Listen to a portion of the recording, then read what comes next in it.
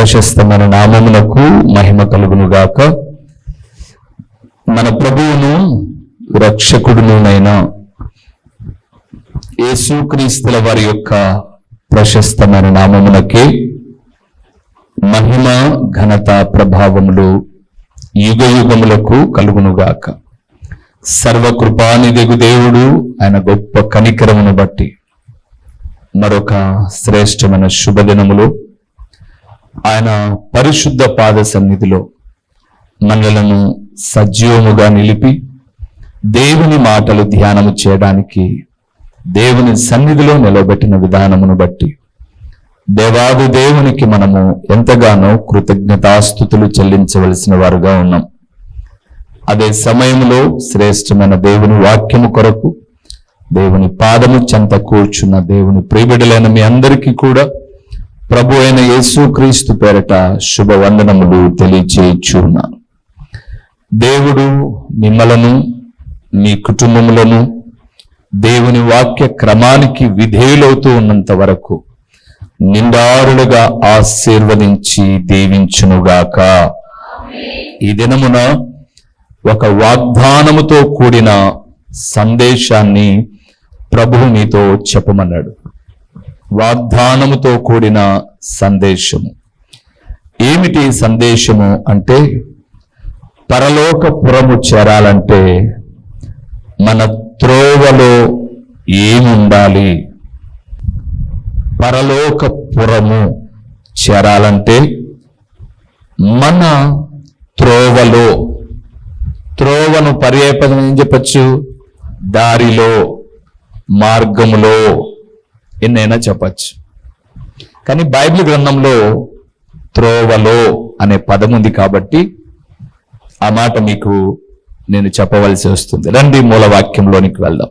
ద్వితీయోపదేశ కాండము 1వ అధ్యాయము 22వ వచనాన్ని ఒక్కసారి దేవుని మాటగా చదువుదామా? అందులో చాలా ప్రాముఖ్యమైన విషయాన్ని మీకు నేను చెప్పినది మీరు అండర్లైన్ చేసుకోవాలి, సరేనా? అప్పుడు మీరందరూ నా యుద్ధకు వచ్చి మనకంటే ముందుగా మనుషులను పంపుదము, వారు మన కొరకు ఈ దేశమును వేగు చూచి తిరిగి వచ్చి అందులోనికి మనం వెళ్ళవలసి. ఆ మాట అండర్లైన్ చేసుకోండి, సరేనా? అందులోనికి మనము వెళ్ళవలసిన త్రోవను గూర్చి, మనము చేరవలసిన పురములను గూర్చి మనకు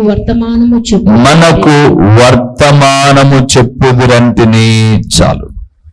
ప్రభునందు ప్రియమైనటువంటి వారులారా, వెళ్ళవలసిన త్రోవలో వెళితే చేరవలసిన పురము చేరుతాం.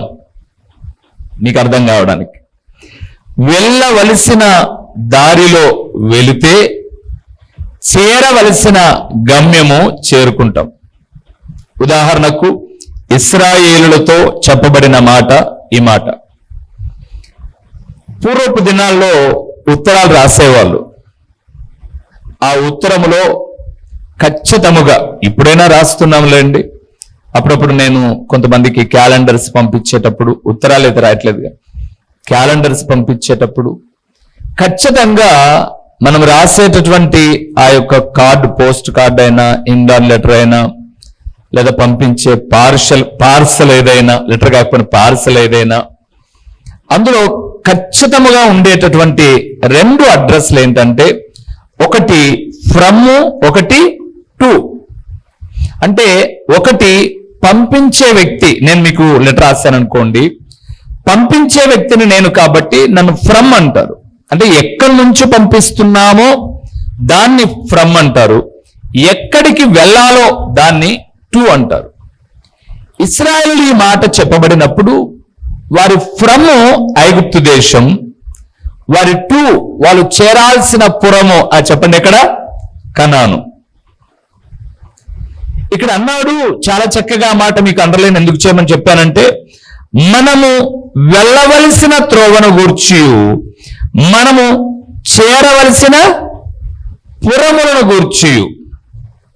అంటే వెళ్ళాల్సిన త్రోవలో వెళితే చేరాల్సిన పురము చేరతాం. వారి అవిధేయతను బట్టి కొంత రోజుల్లో వెళ్ళాల్సిన ప్రయాణం కొన్ని సంవత్సరాలైంది. అంటే దారి బాగలేదా అంటే దారి బాగానే ఉంది, కానీ వెళ్ళే వారి ప్రవర్తనే బాగలేదు. సో ఇప్పుడు ఇశ్రాయేలుతో మనకేం పని అన్నా, ఇప్పుడు మన దగ్గరకు వస్తే మనకు ఒక ఫ్రమ్ అడ్రస్ ఉంది, అది భూలోకం లేదా ఇప్పుడు నివసిస్తున్న ఇక్కడ. ఇప్పుడు మనందరికీ కూడా ఒక గమ్యం చేరాల్సిన పురం ఉంది. ఏదది? పరలోక పురము. ఈ రెండిటి దారిలో మరలా జ్ఞాపకం చేస్తున్నాను, వెళ్ళాల్సిన త్రోవలో వెళ్తేనే చేరాల్సిన పురము చేరతాం. ఈ సంవత్సర ప్రారంభంలో కాదు కానీ 2025లో నాకు బాగా గుర్తు, నేను మా పిల్లోడు ఒక పరిచయ నిమిత్తమై ఒంగోలు వెళ్తా ఉన్నాం. కార్ డ్రైవింగ్ నేనే చేసుకుని వెళ్తున్నాను. మైదుకూరు దాటాం. బద్వేలు దాటిన తర్వాత 2 దారులు ఉన్నాయి. ఒకటి నెల్లూరు వెళ్తుంది, మరొకటి ఒంగోలు వెళ్తుంది, అలాగే విజయవాడ కూడా వెళ్ళిపోతుంది. మేము బద్వేలు దాటిన తర్వాత ఒక 7-8 కిలోమీటర్ల లోపలికి వెళ్ళిపోయాం. ఎందుకో కొంచెం అనుమానం వచ్చింది, ఈ రూట్లో మేము కరెక్ట్ గా వెళ్ళట్లేదేమో అని. ఆ రోడ్డు పక్కన ఒక గాడిద ఉండే, అంటే వెధవ, ఎందుకు పనికిరానుడు వాడు, చూస్తే టిప్పు టాప్ వాడి దగ్గర పోయి అడిగాడు వీడు, నేను కాదు. అన్నా మేము కరెక్ట్ రూట్లోనే వెళ్తున్నామా ఒంగోలు అన్నాడు. అయ్యో మీరు ఎంత దూరం వచ్చారు, వెనక్కి వెళ్ళిపోయి మరలా లెఫ్ట్ తీసుకోండి అన్నాడు. అప్పటికి ఆల్రెడీ 8-9 కిలోమీటర్లు వచ్చాం. ఎందుకో ఇంకొకరిని, అందుకే ఎప్పుడైనా మీకు చెప్తాను, ఏదైనా డాక్టర్ దగ్గరికి వెళ్ళినప్పుడు మీకు పలానా జబ్బు అన్నప్పుడు సెకండ్ ఒపీనియన్ వెళ్ళండి, అంటే ఇంకొకరిని అడగండి, తప్పేం కాదు. నేను ఇంకొకరిని అడగాల్సింది, కానీ ఏం చేసామంటే రోడ్లో కార్ రిటర్న్ తీసుకున్నాం. అటు ఇటు దారులు వెతుకుతూ వస్తున్నాం, ఎక్కడ రాలే. బద్వేలుకి వచ్చాం. బద్వేలుకి వచ్చిన తర్వాత మరలా అక్కడ అడిగాం, మేము ఒంగోలు వెళ్ళాలి అని చెప్పేసి అంటే, ఒంగోలు ఇక్కడెక్కడ వెళ్తారు మీరు? ఇక్కడ నుంచి ఒక 12 కిలోమీటర్ల ముందుకే, ఒక 10 కిలోమీటర్ల ముందుకు వెళ్తే లెఫ్ట్ మీరు వెళ్ళిపోతే, ఎడం పక్కకు వెళ్ళిపోతే మీరు ఒంగోలు వెళ్తారు, కుడి పక్కనైతే నెల్లూరు వెళ్తారు అన్నారు. ఈ రూటేనా? ఈ రూటే. ఆల్రెడీ ఈ రూట్లో పోయి వచ్చినామే మనం. సరే ఇప్పుడు దారిలో అడుగడుగునా అడుగుతూ వచ్చాం. ఇందాక మేము ఎవరిని అన్నాము, పరిగమాల వాడు అక్కడే ఉన్నాడు, ఇంకా వాడిని అడగల. ఇంకొంచెం ముందుకు వెళ్తే అక్కడ ఒక పోలీస్ ఆయన చెప్పాడు, ఇంకొంచెం ముందుకు వెళ్ళిన తర్వాత ఒక చెక్ పోస్ట్ ఉంది, అక్కడ నుంచి మీరు లెఫ్ట్కి తీసుకుంటే ఇంకా మొత్తం హైవే, మీరేం భయపడాల్సిన పని లేదు అని అన్నాడు. అలా కొంచెం ముందుకు వెళ్ళిన తర్వాత ఒక అవగాహన వచ్చింది, అదే ఈ రూట్లో వెళ్ళాము ఇంతకు ముందు, లెఫ్ట్ కరెక్ట్ అయిన రూట్లో మేము ఒంగోలు వెళ్ళిపోయాం. ఇక్కడ నేను చెప్పాలనుకున్న మాట ఏంటంటే, మీరు వెళ్ళాల్సిన త్రోవలో వెళ్తే చేరాల్సిన పురము చేరాల్సి వచ్చినా, మిమ్మల్ని నడిపించే వాళ్ళు సరిగా లేకపోయినా మీరు చేరాల్సిన గమ్యం కూడా చేరలేరు. ఈ మాట చెబుతున్నప్పుడు 12 మంది యోగుల వారు వెళ్ళారు కానాను చూసి రావడానికి. చూశారు, తేనె, ద్రాక్ష పళ్ళు అన్ని తీసుకొచ్చారు. కానీ 10 మంది అంటున్నారు, అయ్యో మనం వెళ్ళలేం, వాళ్ళు చాలా ఎత్తు, బలం, చాలా గొప్ప వాళ్ళు, వాళ్ళ ముందు మనం మిడతల మాదిరి ఉన్నాం, చంపేస్తారు వాళ్ళు. 10 మంది మెజారిటీ పీపుల్ భయపెడుతున్నారు. కానీ 2 మాత్రం అంటున్నారు, మన దేవుడు మన యందు ఆనందిస్తే తప్పక నడిపిస్తాడు. ఆ నెఫిలీలు అనబడి ఎత్తులను చూసి మీరు ఇంతగా భయపడుతున్నారే, ఐగుప్తులో ఉన్నటువంటి ఫరో సైన్యం మామూలుగా, దారిలో వస్తున్నప్పుడు ఎర్ర సముద్రం మామూలు సామాన్యమైనదా? ఇలాంటి అన్నిటినీ దేవుడు పాయలుగా చేశాడు. ఇప్పుడు ఎందుకు నడిపించాడు? మన ప్రవర్తనను బట్టి దేవుడు ఆనందపడితే క్షేమంగా మనల్ని నడిపిస్తాడు అని చెబితే వారు వినలా. అందుకే మీరు లేఖనాలను తర్వాత చూస్తే ఆ 6 లక్షల మంది కాలుబలం ప్రయాణమైతే అయ్యారు ఐగుప్తు నుంచి. కానీ కానాను చేరుకున్నది మాత్రం ఇద్దరే. అందుకే వెళ్ళవలసిన త్రోవలో వెళ్ళాలి, అయితే ఆ త్రోవలో ఏముండాలి అన్నదే మన సందేశం. ఆ త్రోవలో ఏముంటే మనం చక్కగా వెళ్తాం అన్నదే మన సందేశం. ఆ త్రోవలో ఏముండాలో చెప్పక ముందుగా ఒకే ఒక్క త్రోవ ఉంది. అది 119వ కీర్తనలో ఆ మాట మనం చూడొచ్చు. కీర్తనల గ్రంథం 119వ కీర్తన 518వ పేజీకి రండి. 105వ వచనం, 105వ వచనం, 119వ కీర్తన. నీ వాక్యము నా పాదములకు దీపమును నా త్రోవకు వెలుగునై ఉన్నది. చాలు. ఒకే ఒక్క త్రోవ, వాక్యమనే త్రోవ. పరలోకము చేరడానికి ఒకే ఒక్క త్రోవ, వాక్యము ద్వారానే వెళ్తాం. అందుకే యేసు ప్రభుల వారు యోహాను సువార్త 14వ అధ్యాయం 5-6 వచనాల్లో అంటాడు, నేనే మార్గమును సత్యమును జీవమునై ఉన్నాను. I'm the way and truth and life. నేనే, ఇక వేరే దారి లేదు. ఎందుకు నేనే అన్నాడు అని అంటే, ఆయన అంటాడు యోహాను సువార్త 1:12-14 వచనాల్లో, ఆ వాక్యము శరీరధారి అయి మన మధ్య నివసించుటకు కృపా సత్య సంపూర్ణుడుగా వచ్చాడు. ఆయనే ప్రభు అయిన యేసుక్రీస్తు. ఆయన దారిలో వెళ్తే, ఆ వాక్యపు త్రోవలో వెళ్తే చేరాల్సిన గమ్యము చేరతాం. అయితే ఈ త్రోవను నేర్పించేది త్రోవ వాక్యమే. ఆ వాక్యమనే త్రోవను నేర్పించేది ఎవరో చెప్పి నేను సందేశంలోనికి వెళ్తాను. రోమీయులకు రాసిన పత్రిక 2వ అధ్యాయము 134వ పేజీ నూతన నిబంధనలో రోమీయులకు రాసిన పత్రిక 2వ అధ్యాయము చాలా చక్కటి మాట. 9వ వచనాన్ని ఒకసారి చదువుదామా? అయితే భేదమును పుట్టించి సత్యమునకు లోబడక దుర్నీతికి లోబడు వారి మీదికి దేవుని ఉగ్రతయు రౌద్రమును వచ్చును. దుష్కార్యము చేయు ప్రతి మనుషుని ఆత్మకు, మొదట యూదునికి గ్రీసు దేశస్థునికి కూడా శ్రమ. ఇలాగ మీరు చదువుకుంటూ వచ్చిన తర్వాత చివరికి తెలియ విషయం ఏంటంటే, వాక్యం అనే త్రోవను చూపేవారు యూదుడైనా గ్రీసు దేశస్థుడైనా ఎవరైనా కానివ్వండి, వాక్యం అనే త్రోవను చూపేవారు దైవ సేవకులు అని చెప్తారు. సరే, ఇప్పుడు ప్రభునందు ప్రియులారా, దేవుని మందిరానికి మనం వచ్చిన తర్వాత 2 కార్యాలు మన జీవితంలో జరుగుతాయి. మీరు గుర్తుపెట్టుకోండి. మీరు దేవుని మందిరానికి ఎంత కాలమైనా రండి, 2 కార్యాలు జరుగుతాయి ఈ వాక్యపు త్రోవలో నడిచేటప్పుడు. ఒకటి, మందిరానికి మీరు క్రమముగా వస్తూ వాక్యాన్ని నేర్చుకుంటూ ఉండటం వలన మొట్టమొదటిది భక్తి పెరుగుతుంది. ఏం పెరుగుతుంది? భక్తి అనేది పెరుగుతూ వస్తుంది. రెండవది ప్రమాదకరమైనది. మొదటిది భక్తి పెరిగితే రెండవది గర్వం కూడా పెరుగుతుంది. నాకు ప్రార్థన వచ్చు, నాకు బైబిల్ చదవడం వచ్చు, నాకు వాక్యం తెలియడం వచ్చు, ఏ వాక్యం ఎక్కడుందో నాకు తెలుసు, ఇది నాకు, ఇది వాళ్లకు, ఈ వాక్య అవగాహనను గూర్చి అహంకారముతో కూడిన గర్వం. ఎట్లా చెప్తారు? కానానుకు బయలుదేరిన 6 లక్షల మందిలో కోరాహు, దాతాను, అభిరాము అనబడే వాళ్ళు ప్రయాణం కొంత దూరం బాగానే నడిచారు. మధ్యకు వచ్చిన తర్వాత అన్నారు, నీదేందో పెత్తనం మా మీద.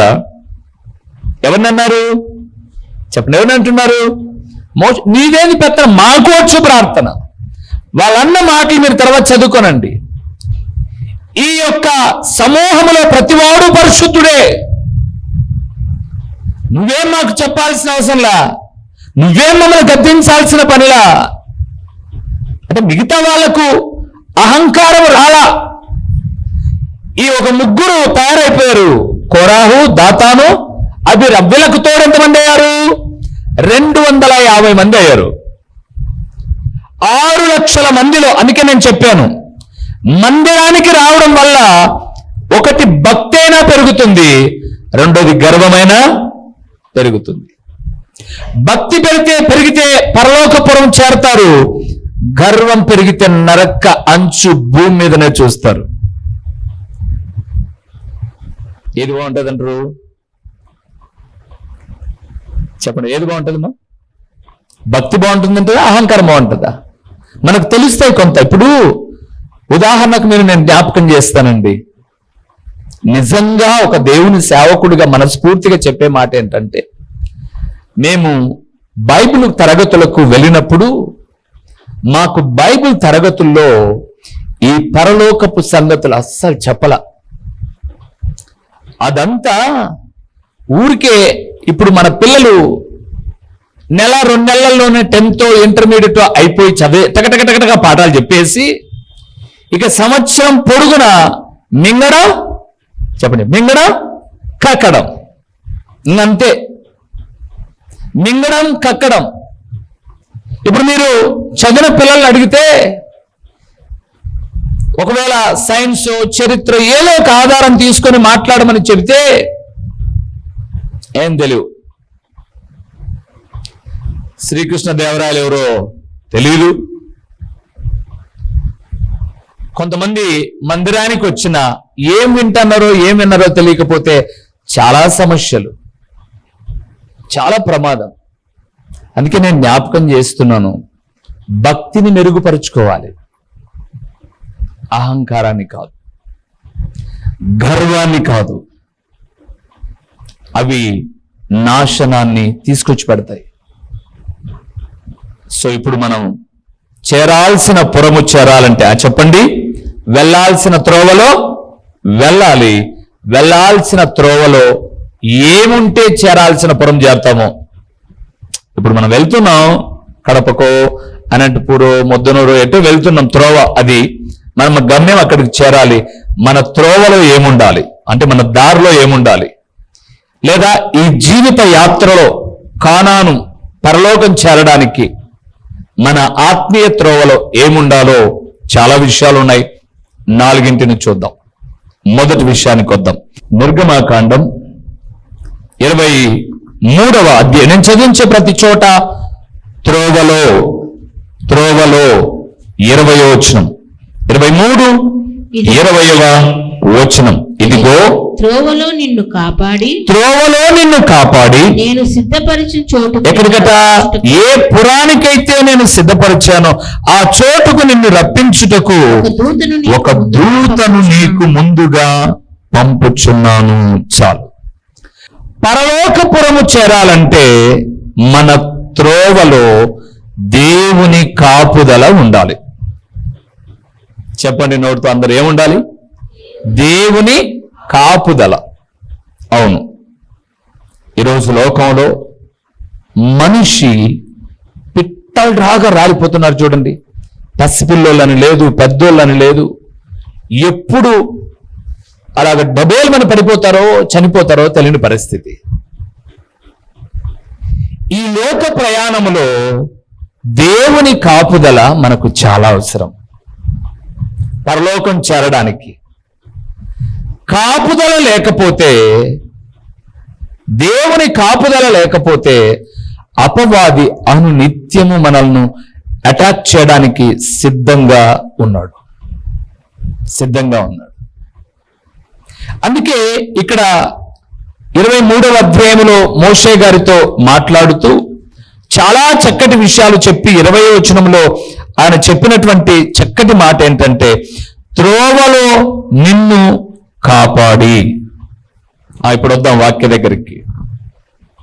ఇశ్రాయేలుల అరణ్య యాత్రలో, వారి ప్రయాణ జీవితంలో ఎక్కడే కానీ ఒక విష సర్పము వారిని వెంబడించినట్లు కానీ, ఒక క్రూర జంతువు వారి మీద దాడి చేసినట్లు కానీ ఎక్కడా లేదు. అంటే వారు ప్రయాణం అరణ్యములో సాగింది, కానీ ఏ క్రూర జంతువు వారి మీద దాడి చేయాల. ఎందుకు? తప్పు చేసి విష సర్పాలు వచ్చి చంపే అది వేరే విషయం. కానీ వారి ప్రయాణంలో ఏ పసిపిల్లలు కానీ, ఏ స్త్రీలు కానీ, ఏ పురుషులు కానీ తప్పు చేయకోకుండా, అనుకోకుండా వారికి పలాని ఆపద సంభవించింది అన్న సంఘటన ఆ 40 సంవత్సరాల్లో ఎక్కడా లేదు. కారణం ఒకటే, వారి నలువైపులా దేవుని కాపుదల ఉంది. ఈరోజు ప్రభునందు ప్రియులారా, మన విశ్వాస జీవితంలో మనకన్నా చిన్నోళ్ళు, మనకన్నా పెద్దోళ్ళు, మన తోటి వయసు వాళ్ళు ఈ లోక యాత్రలో వ్యాధుల్లో, బాధల్లో, మరణపు అంచుకు చేరిపోయారు. కానీ ఈ రోజు వరకు మన ఆత్మీయ ప్రయాణం సజావుగా సాగడానికి దేవుని కాపుదల అత్యంత విలువైనది. ఈ మాటను ఒకప్పుడు ఒక ఆయనతో కూడా చెప్పాడు. ఎందుకు చెప్పాడో ఈ మాట ఆ మాట టాలీ చేసి మీకు చెప్పి నేను వివరంలోనికి వెళ్తాను. ఆదికాండము 28వ అధ్యాయానికి రండి ఒకసారి. ఆదికాండము 28వ అధ్యాయము 15వ వచనాన్ని ఒకసారి చూద్దామా? ఇదిగో నేను నీకు తోడై ఉండి నీవు వెళ్ళు ప్రతి స్థలమందు నిన్ను కాపాడుచు ఈ దేశమునకు నిన్ను మరలా రప్పించదును. నేను నీతో చెప్పినది నెరవేర్చు వరకు నిన్ను విడువనని చెప్పగా. బా, ఏం మాట అండి! ఎవరండి ఆ మాటతో మాట్లాడుకున్నది? యాకోబుతో దేవుడు చెప్తున్నాడు. ఏమని చెప్పాడు అని అంటే, ఇదిగో నేను నీకు తోడై ఉండి నీవు వెళ్ళు ప్రతి స్థలములో నిన్ను నేను కాపాడుచు ఈ దేశమునకు మరలా నిన్ను నేను రప్పిస్తాను. ఎందుకు చెప్పాడు ఆ మాట? ఆయన అరణ్య యాత్రలో పడుకున్నాడు, ఒక కల కన్నాడు. దేవునితో ఒక వడంబడిక చేసుకుంటాడు. చాలా చక్కటి వడంబడిక. మీరు 28వ అధ్యాయము అంతటిని చదివితే చాలా చక్కటి విషయాలు మనకు కనిపిస్తూ వస్తాయి. అప్పుడు ఆ కలలో భయాందోళనలో ఉన్నటువంటి ఆయన ప్రభువుతో సంభాషిస్తూ ఉన్నప్పుడు, అయ్యా నాకు ఎవరు లేరు ఈ లోకయాత్రలో, అమ్మా నాన్న అన్న చంపేస్తాడని పంపించేశారు. చూడు, అరణ్య ప్రయాణం నాది, నేను వెళ్ళే చోటులో నా మామ నన్ను స్వీకరిస్తాడో లేదో తెలియదు, నా పరిస్థితి ఏదో తెలియని పరిస్థితిలో ఉన్నానని దేవునితో ఆయన మాట్లాడుతూ ఉన్నప్పుడు దేవుడు ఇస్తున్న ఒక ధైర్యం ఏంటంటే, నేను నీకు తోడై ఉండి నీ వెళ్ళు ప్రతి చోటులో నిన్ను నేను కాపాడుతాను. దేవుని ప్రియులారా, మొదటి విషయానికి వస్తున్నాను. మన త్రోవలో చేరాల్సిన పురము చేరాలి అని అంటే, దేవుడు మన కాపుదలనిచ్చి మనల్ని కాపాడాలంటే ప్రతి నిత్యము దేవుని ప్రార్థన చేసే వ్యక్తులమై ఉండాలి. ఏం చేయాలి? ప్రార్థన. కడప పట్టణంలో సందర్భం వచ్చింది కాబట్టి చెప్తున్నాను. నాకు తెలిసిన ఒక సహోదరుడు ఉన్నాడు. ఆ సహోదరుడికి తోడుగా మా పిల్లోడు కూడా వెళ్ళాడు. ఒక ప్రాజెక్ట్ వర్క్ చిత్తూరులో వస్తే దానికోసం వెళ్ళేటప్పుడు వీళ్ళిరువురు కడప నుంచి 2 వీలర్లో ప్రయాణం కాకముందుకు వినండి బాగా. వెళ్ళేటప్పుడు ఇరువురు కలిసి దేవుని సన్నిధానంలో ప్రార్థన చేసుకుంటూ బాగా వినండి అన్నమాట. అన్న ప్రార్థన చేసుకుందాం, బయలుదేరదాం అన్నారు. ఆ తల్లి మంచి భక్తిపరురాలే. ఆమె ప్రార్థన చేసింది, నాయనా నీ బిడ్డలు వెళ్తున్న ప్రయాణంలో నీ తోడు నీడ కాపుదల దయచేసి వాళ్ళ ప్రయాణాన్ని చక్కగా తోడై ఉండి నడిపించి వెళ్ళిన పనిని సఫలం చేసి క్షేమంగా గృహానికి నడిపించు అని ప్రార్థన చేసింది. బాగుంది, ప్రార్థన వరకు బాగుంది. ఈ కుమారుడు అన్నాడు, ప్రార్థనే, నువ్వు ఎదురు రమ్మా అన్నాడు. ప్రార్థనే, నువ్వు ఎదురొస్తే అంతా శుభమే అన్నాడు. మరి ఇంక అంతా శుభమైనప్పుడు ఇంకా ప్రార్థన ఎందుకు, అవసరం లేదు కదా. అంతా శుభమే అన్నాడు. ప్రార్థన కన్నా నువ్వు ఎదురురా అన్నాడు. ఎదురు వచ్చింది ఆమె. కానీ ఇంటికి మళ్ళా వచ్చారు వీళ్ళిద్దరు. రాత్రి 12 గంటలకు ఇంటికి రాలా.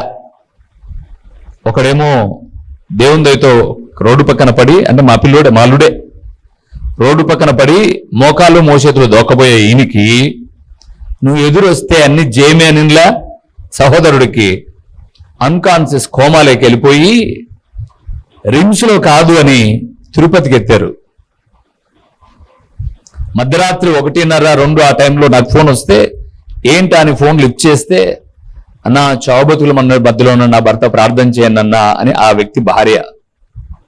నేను అంటాను, ఉంటే లోకమైనా ఉండాలి, చెప్పండి, లేకపోతే దేవుడైనా ఉండాలి. ఏం ఆచారాలు ఇవి? అమ్మ నేను మామూలు ఇంటికి పోతాను, ఎదురు రామ్మా అని అన్నాడు ఇస్సాకు భార్య అయిన రిబ్కాతో. ఈ పిచ్చి పనులు చేయకూడదు, అస్సలు చేయకూడదు. నువ్వు ఎదురొస్తే జయం. కొంతమందికి అమ్మ రావాలా, కొంతమందికి ఆలి రావాలా. ఆలి అంటే ఎవరు? భార్య రావాలి. నువ్వు ఎదురాయే పొరపాటుగా అక్కడ ఉన్న పట్టుకొని తన్నాడు అనుకోండి, నీ ఇంటికి వచ్చిన గీముకుంటుంది. అంటే నేను ఏం జ్ఞాపకం చేస్తున్నానంటే, దేవుని కాపుదల ఉండాలి అంటే ప్రార్థన చేయి. ప్రార్థన చేసుకుని వెళ్తున్నా ప్రమాదాలు జరుగుతున్నప్పుడు నీ ప్రాణాన్ని కాపాడగలిగిన వాడు దేవుడు. ప్రార్థన చేసుకుంటున్న వాళ్ళకి ప్రమాదాలు లేవని చెప్పను నేను. వారి మీద అపవాది ఇంకా ఎక్కువ విజృంభణ. కానీ బైబిల్ గ్రంథం సెలవిచ్చినటువంటి మాట మీరు తర్వాత చదువుకున్నాడు. 37వ కీర్తన 23వ వచనంలో రాయబడింది, నేను అంటే దేవుడు మాట్లాడుతూ, యెహోవా అతని చెయ్యి పట్టుకుని ఉన్నాడు గనుక అతడు నేలను పడినను లేవలేక యుండడు. నేను చిన్నవాడనై ఉంటిని, ఇప్పుడు ముసలివాడనై ఉన్నాను. ఆయనను నీతిమంతులు విడవబడుట కాని వారి సంతానము భిక్షమెత్తుట కాని నేను చూచి ఉండలేదు. లేస్తానే కొంతమందికి, దేవా రాత్రి నా పడకలో నీ గొప్ప కాపుదలనిచ్చావు, సురక్షితంగా భద్రపరిచావు, ఉదయాన్నే జీవముతో నిలబెట్టావు, నీకు స్తోత్రములు ప్రభువా అన్న తర్వాత ప్రియమైన కూతురు ముఖం చూసేవాళ్ళు కొందరు, కొడుకు ముఖం చూసేవాళ్ళు కొందరు. అబ్బో, ఇంకా మరి ఈ ప్రార్థన ఎందుకుందా? చూసుకుంటే ఇంకా వాళ్ళనే చూసుకున్నారా, సరిపోద్ది. వాళ్ళు మనల్ని కాపాడగలరా లేదా వాళ్ళని నువ్వు కాపాడగలవా? పాఠశాలకు వెళ్తే వాళ్ళకు నువ్వు భద్రతనా లేదా నీ పనులలో వాళ్ళు నీకు భద్రతనా? కాపాడువాడు దేవుడు. మా చిరునామా దైవజనులు బ్రదర్ ఓ రూబేన్ గారు, క్రీస్తు ప్రార్థనా మందిరం, డోర్ నెంబర్ 1-10-386, నగరిగుట్ట, పులివెందుల, కడప జిల్లా. మీ ప్రార్థనా అవసరాల కొరకై సెల్ నంబర్ 9989067409.